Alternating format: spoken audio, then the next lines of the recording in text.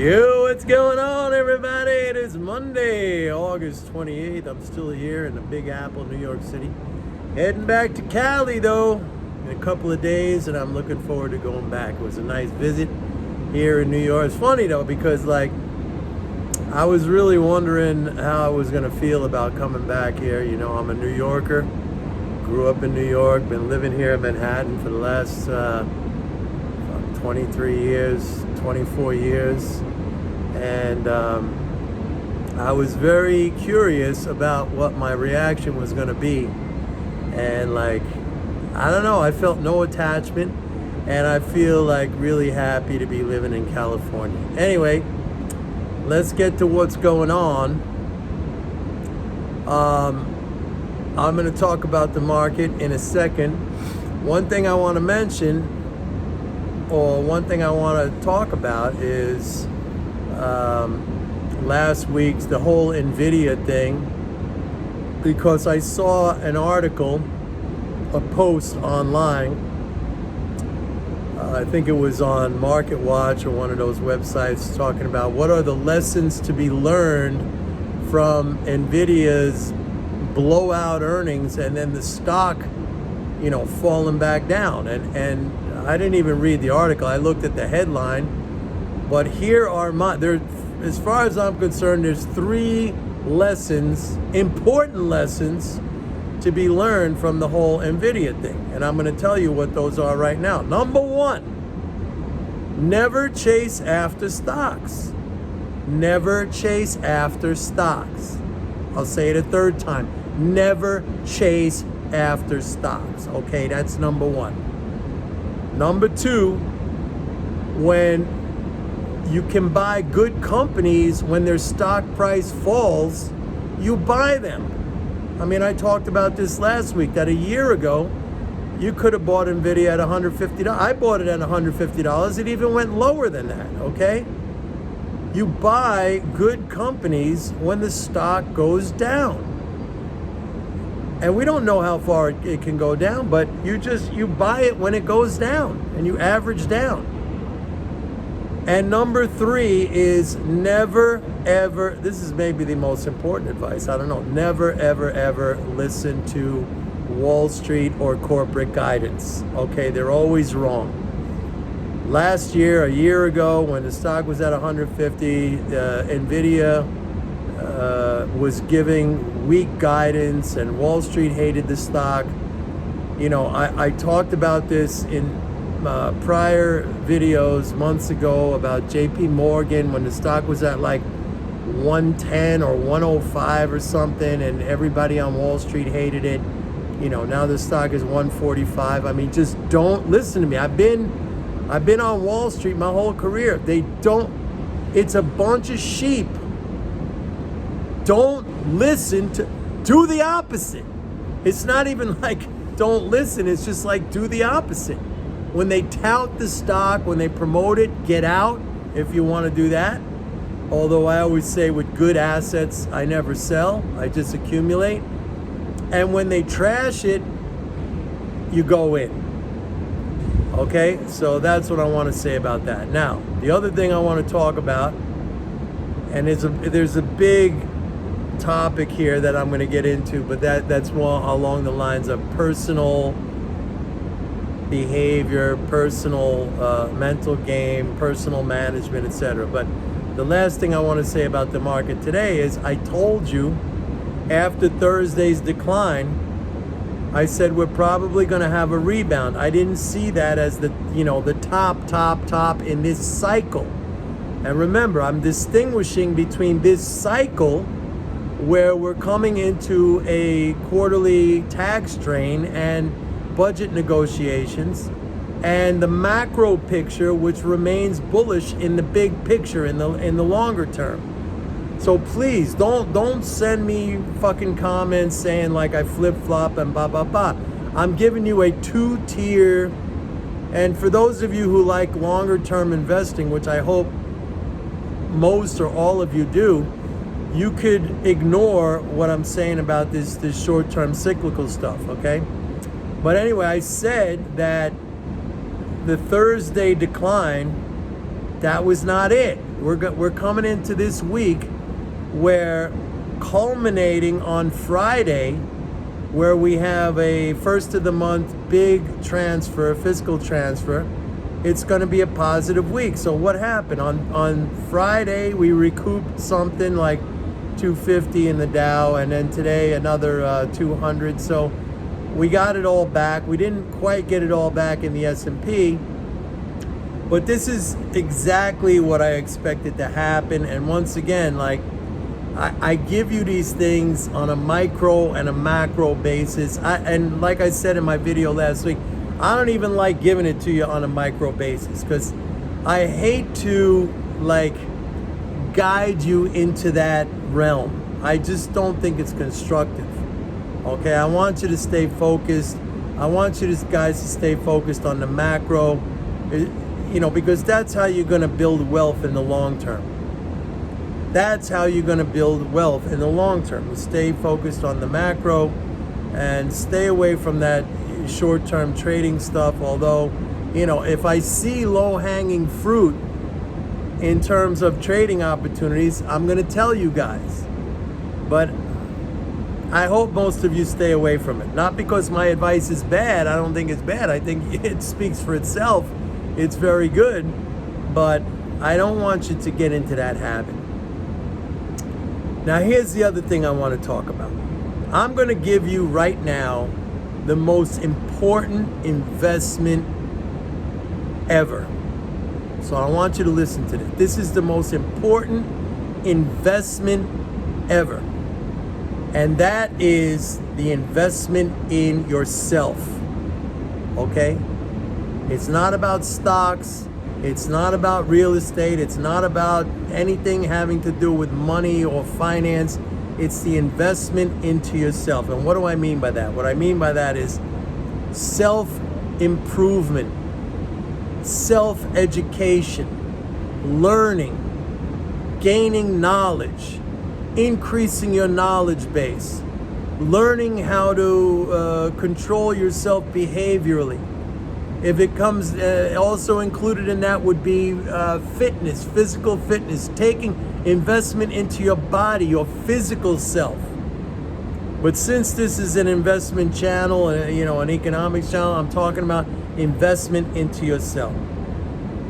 Okay? I am always and constantly learning. Like, a lot of people ask me, like, well, Mike, you've been on Wall Street for over 40 years. Like, why do you have a publication? Why do you do this? I'll tell you why. Because it makes me reflect deeply on the process of what I do. When I have to send things out, when I have to talk about things here on the videos, it makes me really have to think about my process. And that, that helps me to gain a deeper understanding of what it is that I do, and also to find a way to communicate that to you guys in a way that's going to be valuable and helpful. But like, I have people here, they're very, very appreciative, but it's like, you go to Starbucks, you spend $2 or something on a coffee, maybe more if it's a Frappuccino or whatever they do. I don't know. I roast my own coffee beans and I make my own coffee, and I think it's the best coffee in the world. But anyway, and you're spending $2 a day, and that's, times 30, that's $60 a month that you don't think about. But an investment into your knowledge and education, like a lot of people come to me and they say, "Oh, Mike, your stuff is incredible. Your research, everything is very, very deep, but it's not in my budget." But yet, it's only about twice the cost of a coffee every day. Okay, so like, you're not gonna make it. You just, if you prioritize, how do I say this? If you prioritize your immediate financial needs over your broader personal expansion, all right? There are people, very, very wealthy entrepreneurs who I know who were dead broke and went into debt to, start a business or expand whatever they were doing, or gain information even through failure.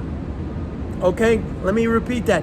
Gain knowledge and information even through failure as a means to catapult themselves up.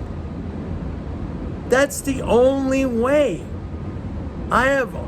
The biggest leaps, upward leaps I have made in my life have always been when I put myself in a position of difficulty, when I put myself in a position of resistance, of hardship, of having to overcome something. That's both on a physical level and absolutely on a financial level.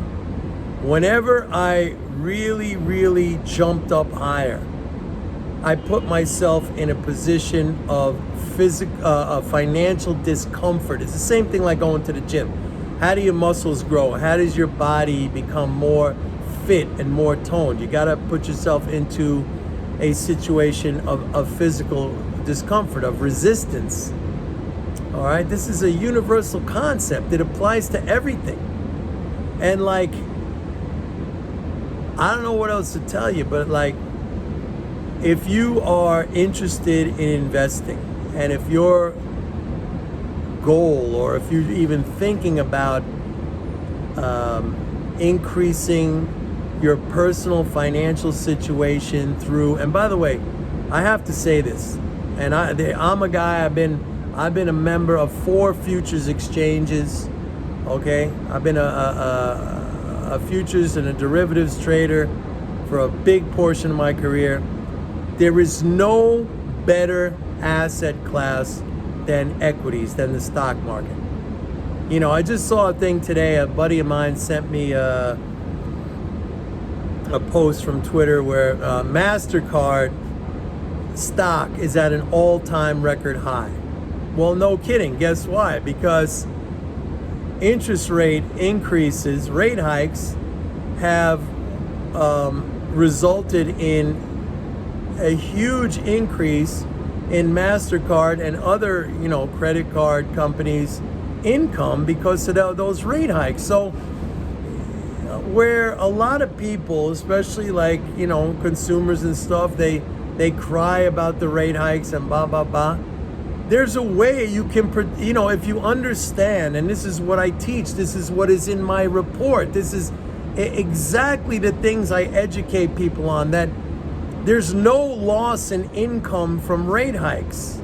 It just it's a redistribution of income, okay, from debtors to creditors. And you can use the stock market, stocks, and the equity market not only to protect yourself, but to offset if you have a burden from higher interest rates. You can use that when you invest to offset.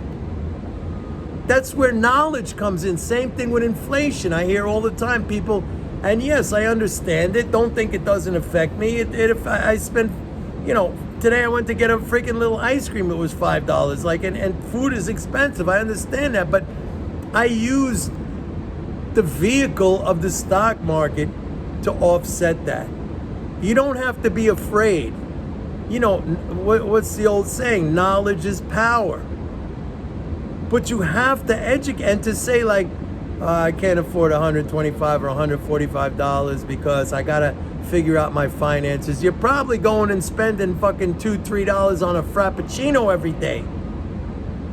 Yes, you can always.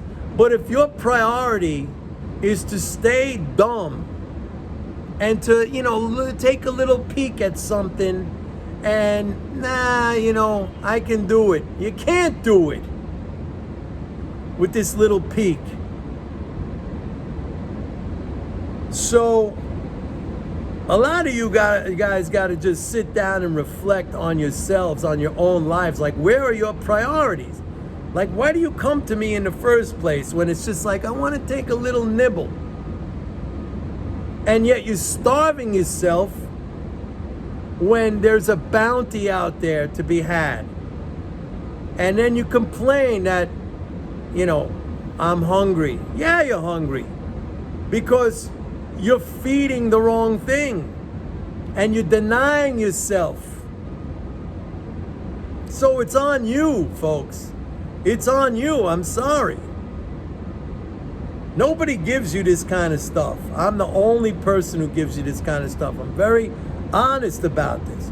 And don't think, I'm not scolding you. I'm not berating you. It's like I really want to help. But I can't help if you don't help yourself. Remember the movie with Tom Cruise, Jerry Maguire? Help me help you. Help me help you. It's your choice, man. Deny yourself, starve the beast. The beast is gonna die. You're never gonna get to where you wanna go or where you think you wanna go. Help me help you. That's gonna be the title of this video. All right, everybody, that's it for today. Love you all, man. See you tomorrow. Bye.